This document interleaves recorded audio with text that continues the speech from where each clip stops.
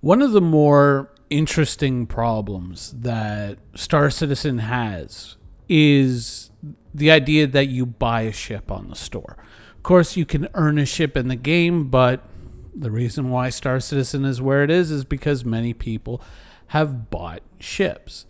Now, some ships, their utility, their meaning, their explanation, why is this ship, why does it cost so much, why does it cost so little, are immediately apparent. But other ships, it's a little bit of a mystery. Recently, we had another pirate ship sale, and of course, along with the pirate ships comes the Corsair, our favorite exploration ship. And some people get thrown by the ship because of the cost, $215 now. Some people might say, well, that's a lot of money. And you wouldn't be wrong, but it costs less than a Vanguard. In fact, it costs less than every version of the Vanguard. And the Vanguard is just a smaller two-man ship. What makes this ship that carries cargo, that has, all of these implied capabilities, what makes it so cheap? What makes it less valuable than, these other ships? And I think that it's important to kind of go back to these implied strengths of the ship and really look at them with a critical eye. Now, often in the background nowadays, you see me flying around in the Constellation. The Constellation has been a popular fixture in a lot of my videos. The Constellation, or in this specific case, the Aquila, as many Corsair owners will know, is the loaner for the Corsair. It's the ship that kind of fills the slot with a flyable ship until your ship is ready. And I have often said that the Constellation is one of the more closely comparable ships to approximate the performance of the Corsair. Though I do believe the Corsair and the Constellation are going to be within that niche that they occupy. They are going to represent almost polar opposites of one another. So against, other ships, they are very close, but against each other, they are two very different animals. Though when we're comparing them, I have to add that neither, I truly believe, is better than the other at this point. I would say that the difference in the ships isn't in, how many guns or, how many cubic, whatever of cargo space. It is more a question of the player's personality and how the player intends to use the ship. The Constellation, of course, is probably going to end up being much like its interior. It's going to be more refined. It's going to be a much more resilient ship. It's going to be a ship that's designed to take a few hits, to hang in a firefight a lot longer. It does have its exploration strengths. It is going to be a very decent and in some cases a very strong exploration ship, depending on the model that you buy. But it is going to be probably a lot more timid of a flyer. Well, timid's not the right word. Sedate, I think, would be the right word. It's going to be a little bit more of a family car, if you know what I mean. And that's not a bad thing. This is going to be a good ship for someone who likes to manage systems, who likes to work with a lot of different parameters of a ship's performance. Oh, let me adjust the shields. Let me adjust the weapons. They like to do a lot of these things on the fly. That is not a bad thing. And there are many players who enjoy a much more well-rounded ship. Or, you can open this up and you can apply this to just about any MMO that you play, whether it's sword and board or shields and lasers. Some people prefer, the much more secure path, whereas others prefer something a little bit more on the edge.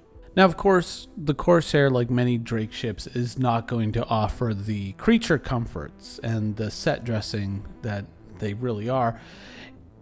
in its ships. And within the universe, within the logic of the universe, that also equates a little bit of price. But the truth of it is that, you know, when we're talking about these two ships being polar opposites, when viewed within that thin area that each ship occupies,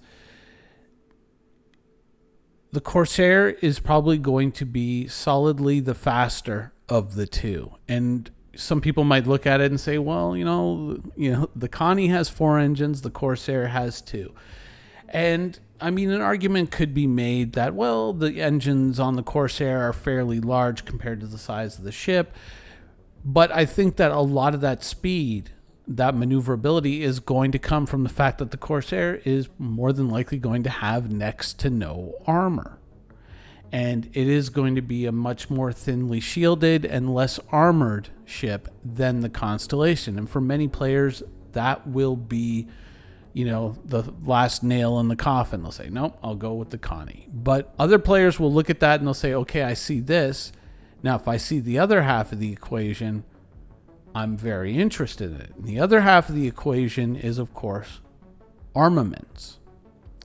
The Corsair is absolutely brimming with guns. If you go to max size fixed weapons, you're dealing with, under pilot control, 4 size 5s and 2 size 4s. And that is a lot of firepower. Now, comparatively, against a ship of equal or maybe even slightly larger size, that armament may not be all that frightening, right? If you're in a Constellation, you're kitted out, you might look at this and say, I still feel like it would be kind of an even fight. If you factor in whatever the armor is going to be, what our expectations are, what the shielding is going to be, you might argue that I still feel that these two ships are fairly equally kitted. And I would say that you would be probably right, but what you're not seeing is that smaller ships than the Corsair, smaller cargo ships, smaller mining ships, this array of firepower is absolutely devastating. It is absolutely ruinous. And you have to remember that, you know, jokes aside, this is a pirate ship. This is a ship that's made to get in quickly, deliver a destroying or a crippling hit as quickly as possible, and then to ransack the opponent.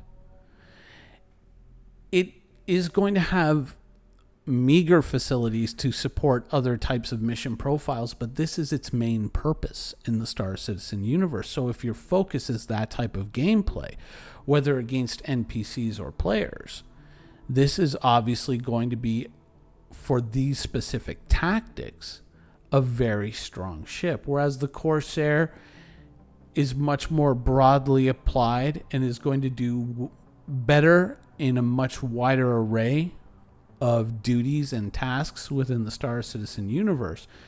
In that specific area, the Corsair is going to be the better of the two ships. But because that is such a narrow area of focus against something like this, against something like the Constellation, well, certain models of the Constellation, certainly, that is why the Corsair is cheaper, is because it has a much narrower focus. And that doesn't really come down to, you know, ship A is better than ship B or ship B is better than ship A. It comes down to the pilot and what they want to use it for. Could there be problems with how CIG is building this out? Because it's a glass cannon versus tank type situation. Ideally equally matched, but could this actually turn into something that CIG doesn't intend but becomes a reality within the game universe? And of course there is in many online video games, there is a long history of, you know, best intentions paving the way to game developer hell.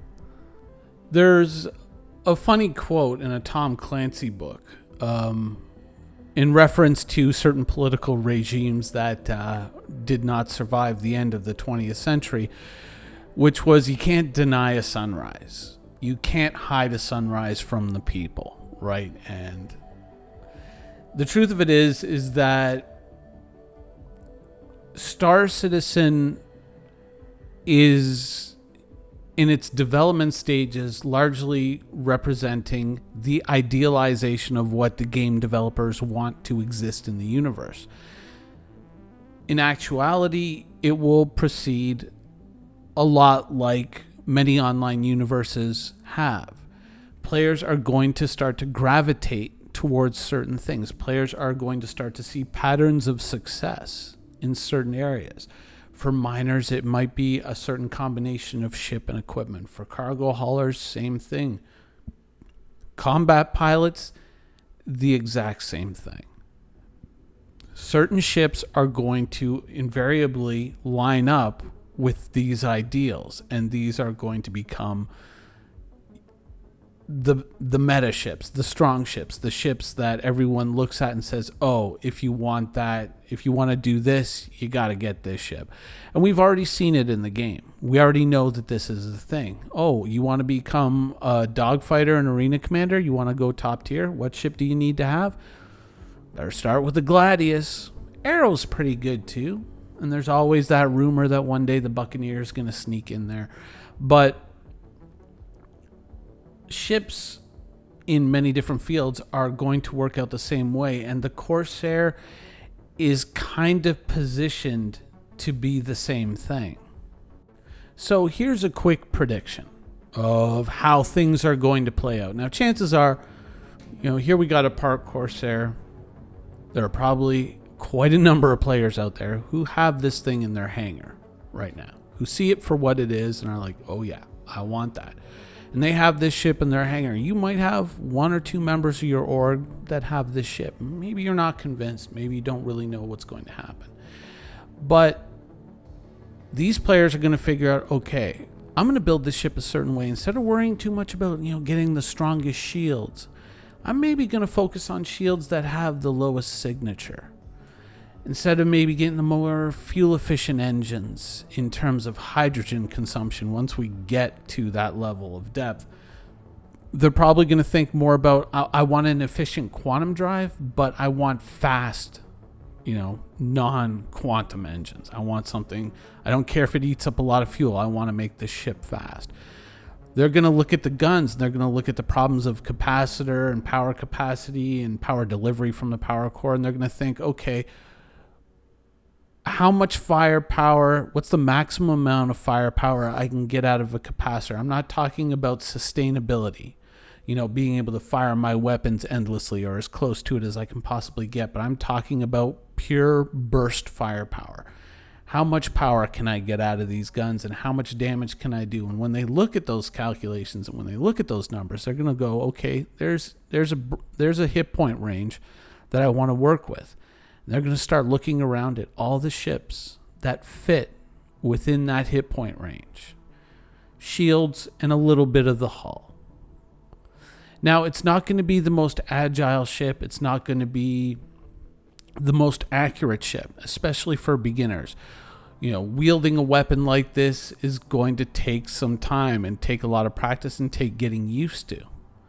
But, it's kind of like playing the old style FPSs, certainly like Battlefield and whatnot.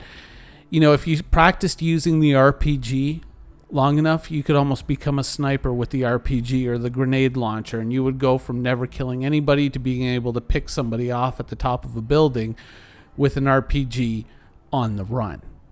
And this is going to be somewhat similar. It's one of the places that CIG is probably going to look to nerf something like this is they're going to look at agility and tracking speed and being able to turn the hull. And they're probably going to try to limit that in a certain way. And players are going to have to kind of work with that. It's the reality of the situation. They're going to have to kind of find a way to kind of work with that maneuverability problem. But as with some of the Vanguard proponents currently, they're kind of learning how to work with those limitations. And they're going, oh, this is a lot of firepower if you know how to place it. And they're working that out. And this ship is going to be something similar. Though it's not going to have the resiliency of a Vanguard, it is going to have a certain amount of that shocking firepower. And that is going to give them a target list. When they figure out what that firepower is, where they can deliver it, and what is most vulnerable to that firepower, and what out of those ships is likely to carry cargo of value that they can steal, then they're going to know these are the ships that I'm looking for out in the universe. And so these players are going to go out in onesies and twosies, one person per ship, probably a few NPCs crewing other systems within their ship, and they're going to go out and they're going to form little hunting packs. One guy will go up to one end of the star system, the other guy will go to the other, and they'll just start using those sensors and scanning around, trying to look for other players out there in the belts. And then they may find that bringing a couple of friends along to man the sensors or to power up other functions on the ship is going to help things out, make things a little bit more efficient. So a couple of friends will come along. And they're going to immediately see that against these opponents that kind of fit this kind of target profile that they've worked out, this ship is devastating. And they're going to see the owners of this ship and the pilots of this ship just having so much fun flying this ship and getting those kills, that they're going to want to get that ship too for themselves. And then you're going to start to see these little wolf packs of Corsairs getting together in the universe. They're going to spread out across the solar system, covering so many different areas, and they're going to look for targets. But now, with so many extra Corsairs kind of working together in this little wolf pack, that target envelope that we talked about is going to become much bigger.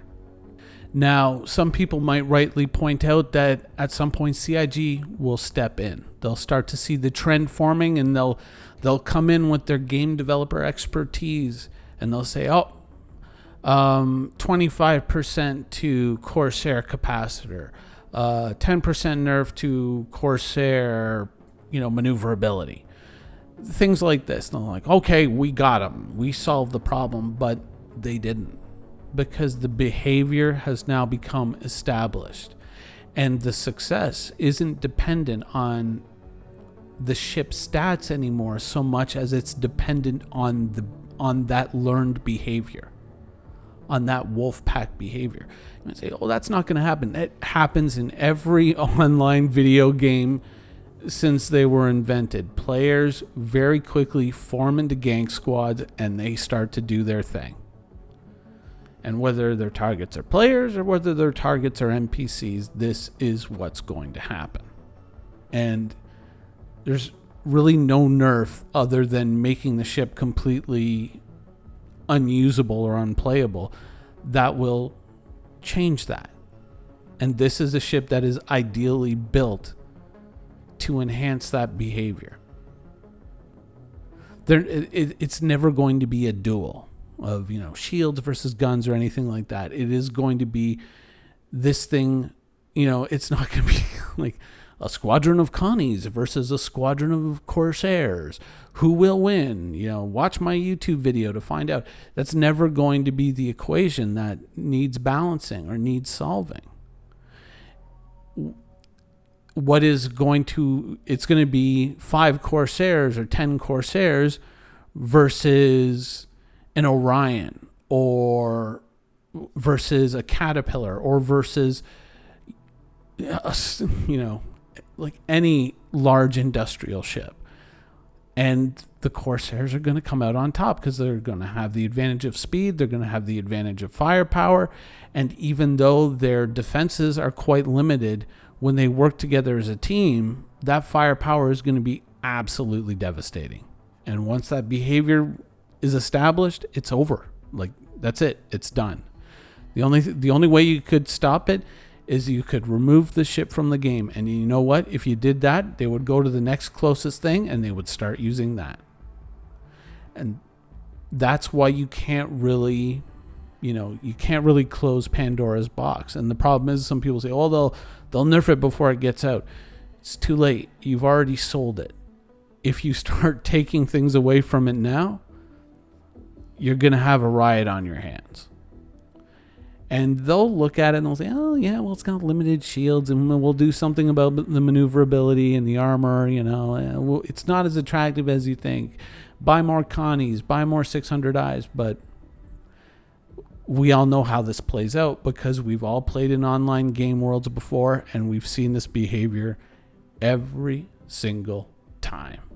If you've got something that's fast, even remotely stealthy, and very hard hitting, it instantly becomes a gank favorite. You know, the gank squads love these things, and this is what this ship is meant to do.